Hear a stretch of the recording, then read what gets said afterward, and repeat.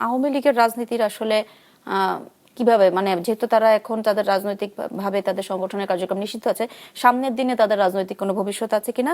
আর সম্প্রতি আমরা দেখলাম প্রধান উপদেষ্টা যুক্তরাষ্ট্রের সাবেক দুই কূটনীতিককে বলেছিলেন আওয়ামী লীগ ভুল স্বীকার করলে রিকনসিলিয়েশন সম্ভব, এইটি যদি একটু ব্যাখ্যা করেন।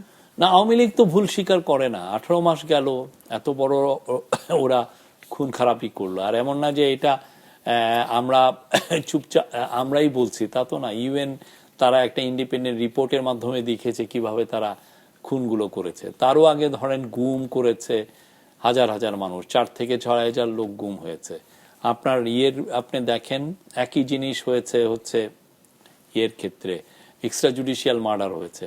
ব্যাংকগুলোকে খেয়ে দিয়ে একদম সব টাকা বাইরে নিয়ে গেছে। পুরো একটা দেশকে তারা একদম গরিব বানিয়ে দিয়ে গেছে, আমি বলবো। মানে মানুষকে গরিব বানিয়ে দিয়েছে। এটাকে আবার সেই আগের জায়গায় নেওয়ার জন্য কি এনর্মাস খাটুনি খাটতে হচ্ছে এই গভর্নমেন্টকে।